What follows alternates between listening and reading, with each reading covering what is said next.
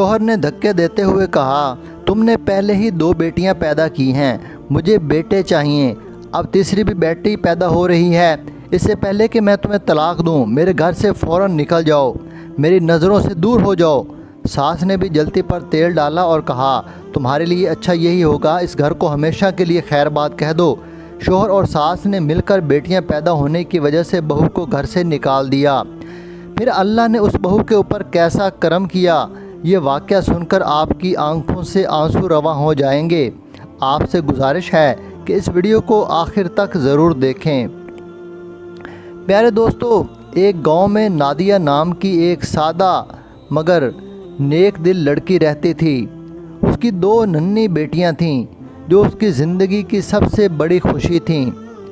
नादिया तीसरी बार मां बनने वाली थी, लेकिन इस बार उसके दिल में खुशी के साथ एक अनजाना सा खौफ भी था। वो अक्सर खामोशी से अपने पेट पर हाथ रख कर दुआ करती, या अल्लाह, इस बार सब कुछ खैर से हो। इसका शौहर हमज़ा भी इसी घर में रहता था, जो बज़ाहिर खामोश रहता, लेकिन उसके दिल में एक ही ख्वाहिश बार बार जागती थी। वो अक्सर नादिया से कहता, इस बार मुझे बेटा चाहिए। ये अल्फाज सुनकर नादिया चुप हो जाती। उसकी आंखों में हल्का सा खौफ और बेबसी साफ नज़र आती। घर में हमज़ा की बूढ़ी माँ रुकैया बेगम भी मौजूद थी, जो सब कुछ देख रही थी मगर खामोश थी। नादिया अच्छी तरह जानती थी कि अगर इस बार भी बेटी हुई तो उसकी ज़िंदगी पहली जैसी नहीं रहेगी, और यही सोच उसे हर वक्त अंदर ही अंदर परेशान रखती थी। अगले दिन नादिया सहन में बैठी काम कर रही थी और उसकी दोनों बेटियां उसके पास खेल रही थीं, मगर नादिया का दिल बेचैन था।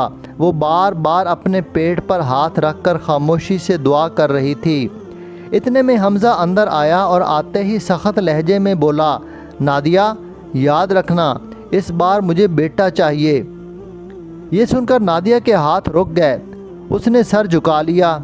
उसकी आंखों में आंसू आ गए, मगर वो कुछ ना बोली।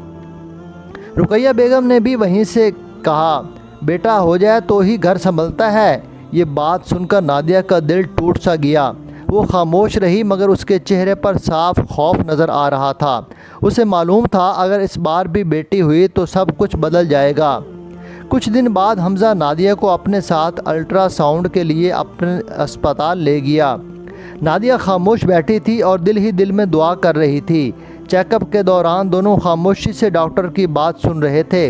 नादिया की नज़रें झुकी हुई थीं और इसके दिल की धड़कन तेज़ हो रही थी। थोड़ी देर बाद डॉक्टर ने रिपोर्ट देखकर कहा, बच्चा बिल्कुल ठीक है, लेकिन इस बार भी बेटी है। ये सुनते ही नादिया की आंखों में आंसू आ गए। उसने फ़ौरन नज़रें झुका लीं। हमज़ा का चेहरा एकदम सख्त हो गया। उसने कुछ न कहा और ख़ामोशी से बाहर निकल गया। नादिया भी आहिस्ता आहिस्ता उसके पीछे चल पड़ी। रास्ते भर दोनों के दरमियान मुकम्मल खामोशी रही। नादिया का दिल टूट चुका था, जबकि हमज़ा के अंदर गुस्सा बढ़ता जा रहा था। जब वो घर पहुँचे तो हमज़ा का चेहरा गुस्से से लाल हो गया। वो गुस्से में बोला। इसने नादिया की तरफ देखा, जो आंखों में आंसू लिए खामोश खड़ी थी। मुझे बेटा चाहिए था और तुम फिर बेटी लेकर आ रही हो। नादिया ने रोते हुए धीमी आवाज़ में कहा, ये मेरे इख्तियार में नहीं, ये अल्लाह की मर्ज़ी है। इतने में रुकैया बेगम भी बोल उठी, बस बस, बहुत हो गया, हमारे घर को वारिस चाहिए, बेटियां नहीं। ये सुनकर हमज़ा ने गुस्से में फ़ैसला सुना दिया, मैं तुम्हें तलाक दे दूँगा, अभी के अभी निकल जाओ यहाँ से। नादिया जैसे सुन हो गई, आंखों से आंसू बहते रहे। हमज़ा, मैं इस हालत में कहाँ जाऊँगी? लेकिन हमज़ा ने कोई जवाब नहीं दिया। दरवाज़े की तरफ इशारा करते हुए बोला, ये घर अब तुम्हारा नहीं है, निकल जाओ यहाँ से। नादिया ने आखिरी बार घर को देखा, अपनी बेटियों का हाथ पकड़ा और आंसुओं के साथ घर से बाहर निकल गई। नादिया आहिस्ता कदमों से चलती हुई अपने घर पहुंच गई। आंखों से आंसू लगातार बह रहे थे। वो अंदर दाखिल हुई तो उसकी बूढ़ी माँ ने उसे देखा और फ़ौरन उठकर उसके पास आ गई। क्या हुआ बेटा, तुम इतनी परेशान क्यों हो? नादिया की आंखों से आंसू बह निकले। उसने मुश्किल से ख़ुद को संभालते हुए कहा, अम्मी, उन्होंने मुझे तलाक दे दी है। बूढ़ी माँ एक पल के लिए खामोश रह गई। चेहरे पर परेशानी छा गई। तलाक? मगर क्यों बेटा? नादिया रोते हुए बोली, वो चाहते थे कि बेटा हो, मगर अम्मी ये तो अल्लाह के हाथ में है, मैं क्या करती। ये सुनकर बूढ़ी माँ की आंखों में भी आंसू आ गए। उसने नादिया को अपने साथ लगा लिया। सब्र करो बेटा, अल्लाह पर भरोसा रखो, वो ही बेहतर करने वाला है। नादिया माँ के सीने से लगकर रोती रही और उसका दर्द खामोशी में बहता रहा। नादिया अब अपनी बूढ़ी माँ के घर रहने लगी थी।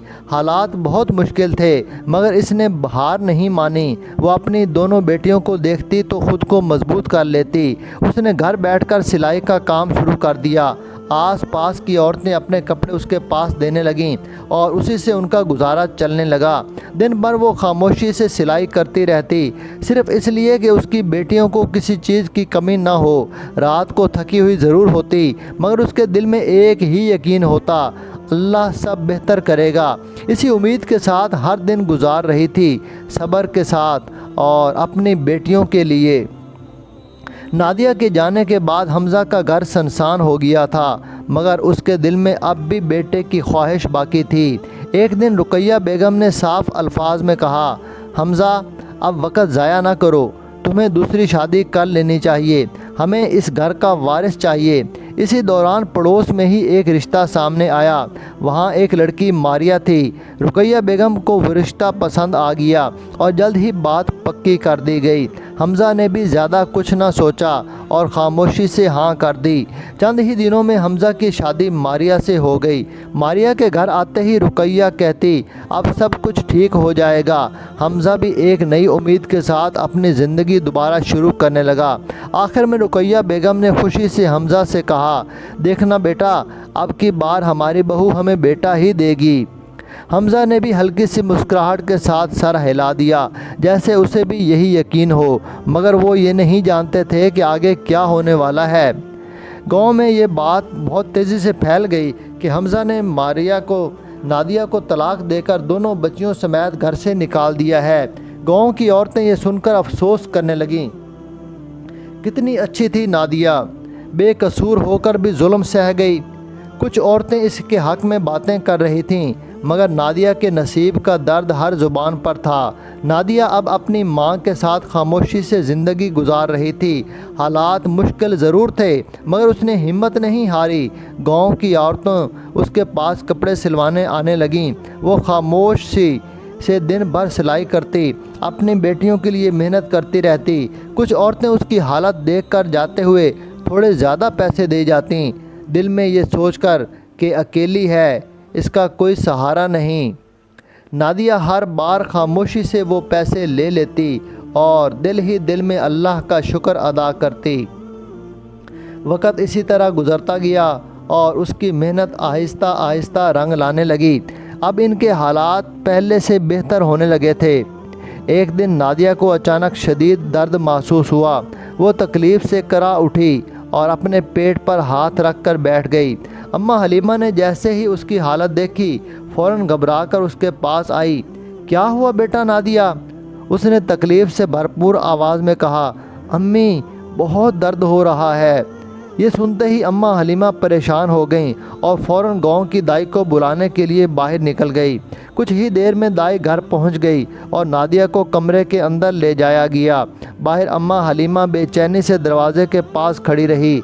हर लम्हा उनके लिए मुश्किल हो रहा था। कुछ वक़्त बाद कमरे का दरवाज़ा खुला। दाई बाहर आई। अम्मा हलीमा ने बेचैनी से उसकी तरफ देखा।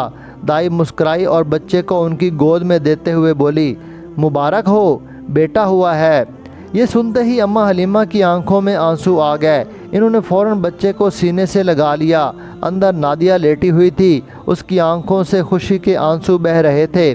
उसने आसमान की तरफ देखा और धीमी आवाज़ में कहा, या अल्लाह तेरा शुक्र है। नादिया अपने बेटे को गोद में लिए देर तक बैठी रहती। उसकी आंखों में सुकून भी था और खुशी भी। इसकी दोनों बेटियां इकरा और अलीशा, जो अब 4-4 साल की हो चुकी थीं, हैरत से बच्चे को देख रही थीं। इकरा ने मासूमियत से पूछा, अम्मा ये कौन है? नादिया ने हल्की सी मुस्कुराहट के साथ उन्हें अपने पास बिठाया और कहा, बेटा ये तुम्हारा भाई है। یہ سن کر دونوں بچیوں کے چہرے خوشی سے کھل اٹھے اور آہستہ آہستہ بچے کے قریب آئیں اور اسے پیار سے دیکھنے لگیں۔ گھر میں ایک نئی خوشی آ گئی تھی، ہنسی، مسکراہٹیں اور سکون، اور یوں نادیہ اپنے تینوں بچوں کے ساتھ ایک نئی زندگی گزارنے لگی۔ صبر کے بعد ملنے والی اس خوشی کے ساتھ دوسری طرف حمزہ کے گھر میں وقت تو گزر رہا تھا مگر سکون ختم ہو چکا تھا۔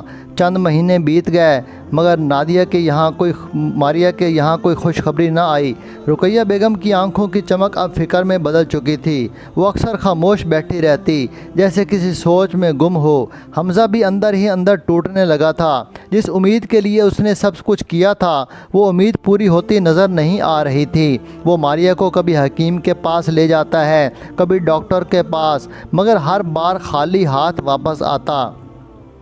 گھر میں ایک عجیب سی خاموشی چھا گئی تھی، نہ خوشی نہ سکون، صرف انتظار اور بے چینی۔ ایک دن نادیہ کے گاؤں کی ایک عورت حمزہ کے گھر آئی جو ان کی جاننے والی تھی۔ کچھ دیر عام باتیں ہوتی رہیں، پھر اس نے آہستہ سے کہا، نادیہ کی ہاں بیٹا ہوا ہے؟ یہ سنتے ہی حمزہ جیسے ساکت ہو گیا، اس کے چہرے کا رنگ بدل گیا۔ رقیہ بیگم نے حیرت سے کہا، یہ کیسے ہو سکتا ہے؟ ڈاکٹر نے تو بیٹی بتائی تھی۔ کمرے میں ایک دم خاموشی چھا گئی۔ حمزہ کی آنکھوں میں پچھتاوا صاف نظر آنے لگا، جیسے اسے اپنی ہر بات یاد آ رہی ہو۔ کچھ دیر بعد عورت خاموشی سے اٹھی اور وہاں سے چلی گئی، مگر اس کے جانے کے بعد بھی گھر کی فضا ویسے ہی بھاری رہی اور حمزہ کے دل میں ایک عجیب سا خوف اتر چکا تھا۔ گھر کا ماحول دن بدن بدلنے لگا تھا۔ حمزہ کا رویہ اب ماریہ کے ساتھ سخت ہو گیا تھا۔ وہ چھوٹی چھوٹی باتوں پر اسے طعنے دینے لگا تھا۔ ایک دن غصے میں بولا، تم مجھے بیٹا بھی نہیں دے سکتی؟ کیا امید رکھی تھی تم سے؟ ماریہ یہ سن کر سہم گئی، اس کی آنکھوں میں آنسو آ گئے۔ وہ دھیمی آواز میں بولی، اس میں میرا کیا قصور ہے؟ یہ تو اللہ کے ہاتھ میں ہے۔ مگر حمزہ کچھ سننے کو تیار نہیں تھا۔ وہ غصے میں وہاں سے اٹھ کر چلا گیا۔ ماریہ وہیں کھڑی رہ گئی، آنکھوں میں آنسو لیے اور دل میں ایک بے بسی کے ساتھ۔ دوسری طرف نادیہ کی زندگی آہستہ آہستہ سنبھلنے لگی تھی۔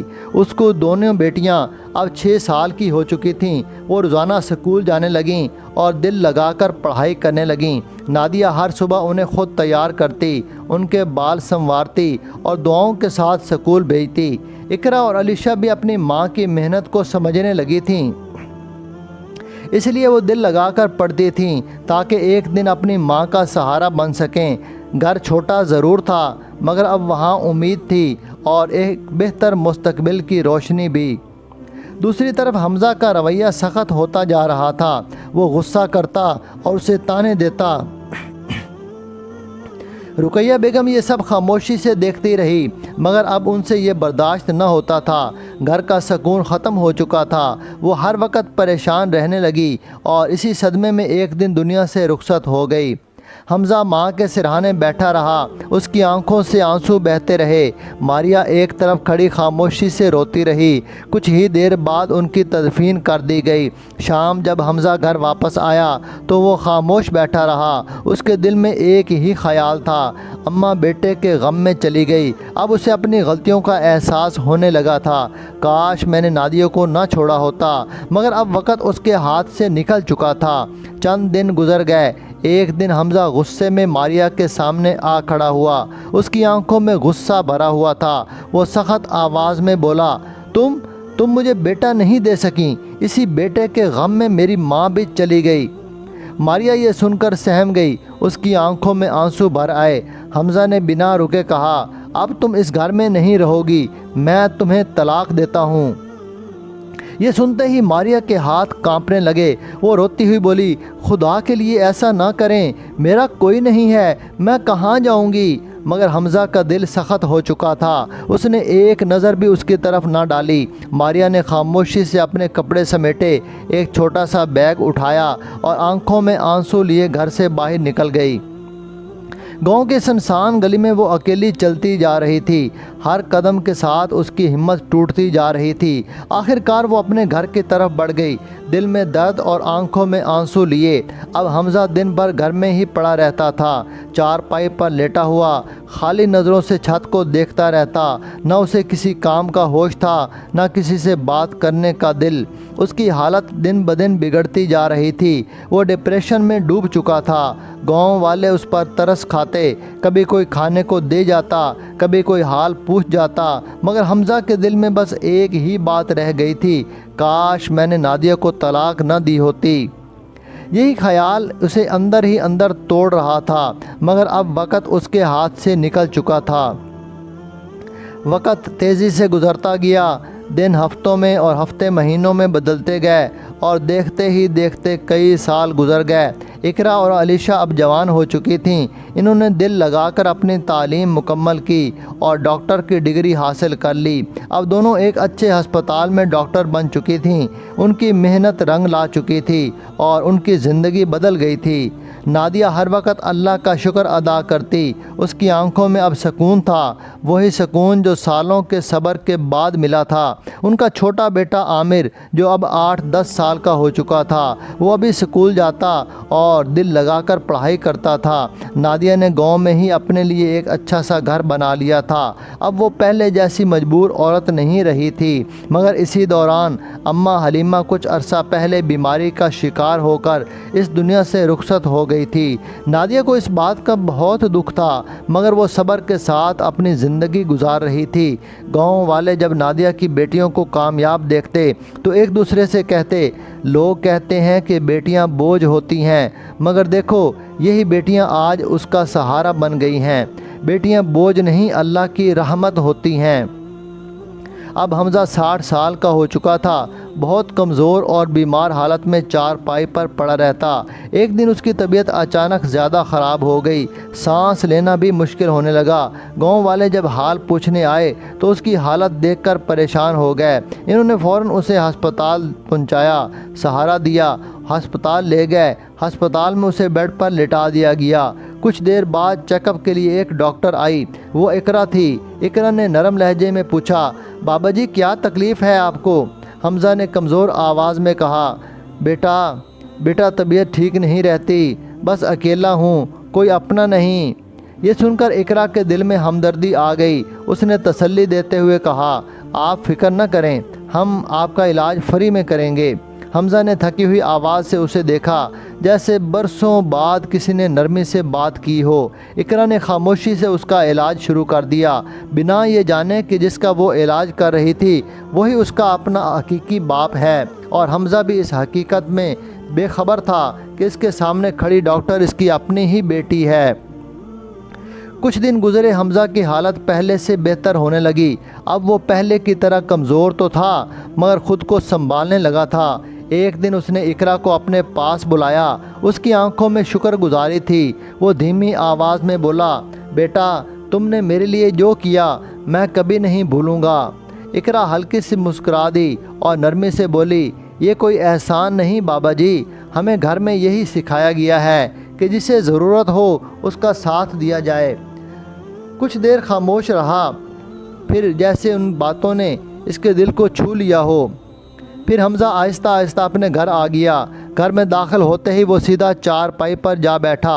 اس کی آنکھوں سے آنسو بہنے لگے۔ ویران گھر اسے اندر تک توڑ رہا تھا۔ وہ سر جھکا کر بیٹھا رہا اور ٹوٹی ہوئی آواز میں خود سے کہنے لگا، مجھے جانا چاہیے نادیہ کے پاس، پتہ نہیں وہ کس حال میں ہوگی۔ اس کی آنکھوں سے آنسو بہتے رہے، اور میری بیٹیاں پتہ نہیں کس حال میں ہوں گی، زندہ بھی ہیں یا نہیں۔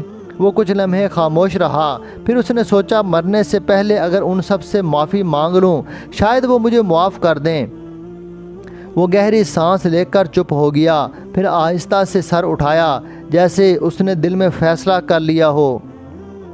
اگلی صبح حمزہ لرزتے قدموں کے ساتھ نادیہ کے گاؤں کی طرف چل پڑا۔ ہر قدم پر اس کا دل زور سے دھڑک رہا تھا، آنکھوں میں پچھتاوا اور دل میں ایک عجیب سا خوف تھا۔ گاؤں کے قریب پہنچ کر اس نے ایک آدمی کو روکا اور دھیمی آواز میں پوچھا، بھائی نادیہ کا گھر کدھر ہے؟ اس آدمی نے ہاتھ سے اشارہ کرتے ہوئے کہا، وہ سامنے جو بڑا بنگلہ نظر آ رہا ہے وہی نادیہ کا گھر ہے۔ حمزہ نے نظر اٹھا کر دیکھا، सामने एक खूबसूरत और बड़ा घर खड़ा था। ये देखकर वो कुछ लम्हे वहीं खड़ा रह गया, जैसे यकीन ही ना आ रहा हो। फिर आहिस्ता आहिस्ता कदम बढ़ाता हुआ दरवाजे तक पहुंचा, कांपते हाथों से दस्तक दी। कुछ लम्हों बाद दरवाज़ा खुला। सामने एक लड़का खड़ा था, आमिर। उसने हैरानी से पूछा, बाबा जी आप कौन हैं, क्या बात है? हमज़ा के होंठ कांपने लगे, आवाज़ साथ नहीं दे रही थी। वो मुश्किल से बोला, बेटा क्या ये नादिया का घर है? आमिर ने नरमी से जवाब दिया, जी जी बाबा जी यही है। फिर उसने तजस्सुस से पूछा, आप नादिया को कैसे जानते हैं, वो आपकी क्या लगती हैं? हमज़ा कुछ लम्हे खामोश हो गया, आंखों में आंसू भर आए। आमिर ने सादा लहजे में कहा, बाबा जी वो मेरी मम्मा हैं। ये सुनते ही हमज़ा के आंसू बहने लगे, उसका दिल जैसे गिर गया हो। वह दरवाजे के सामने खड़ा खुद को संभालने की कोशिश करता रहा। फिर टूटी हुई आवाज़ में बोला, बेटा नादिया को बुला दो। आमिर ने फ़ौरन कहा, आप रुके, मैं अभी अम्मा को बुलाता हूँ। वो अंदर की तरफ दौड़ गया। अम्मा बाहर कोई बाबा जी आए हैं, आपको पूछ रहे हैं। हमज़ा दरवाजे के बाहर खड़ा सांस रोके इस लम्हे का इंतज़ार करने लगा। नादिया फ़ौरन बाहर आई। दरवाजे पर नज़र पड़ते ही वो एकदम रुक गई, उसकी आंखें फैल गईं। कुछ लम्हे को खामोश खड़ी रही, फिर कांपती हुई आवाज़ में बोली, हमज़ा। हमज़ा ने सर झुका लिया, आंखों से आंसू बहने लगे। नादिया की आंखों में भी नमी आ गई, मगर उसके लहजे में बरसों का दर्द था। अब क्यों आए हो? जब हमें तुम्हारी ज़रूरत थी तब कहाँ थे? जब मैं अपनी बच्चियों के साथ दर दर की ठोकरें खा रही थी तब तुम कहाँ थे? हमज़ा की आवाज़ टूट गई। मैं गुनहगार, बीमार रहा, मैं तुम्हें, अपनी बेटियों को, सबको धोखा दिया। वो बोला, मुझे माफ़ कर दो, मैं बहुत पछता रहा हूँ। नादिया की आंखों से आंसू बह निकले। उसने दर्द भरी आवाज़ में कहा, तुमने सिर्फ मुझे नहीं छोड़ा था, तुमने अपनी बेटियों को बोझ समझकर ठुकरा दिया था। हमज़ा खामोश खड़ा रहा, सर झुका हुआ, आंसू रुकते नहीं थे। बस मैं मरने से पहले तुम सबसे मुआफ़ी मांगना चाहता हूँ। दरवाजे के सामने खामोशी छा गई। दोनों अपने माजी के बोझ के सामने आमने सामने खड़े थे। आमिर हैरानी से बोला, अम्मी ये कौन है? नादिया ने गहरी सांस ली, आंखों में आंसू आ गए। बेटा ये तुम्हारे बाप हैं जिन्होंने हमें घर से निकाल दिया था।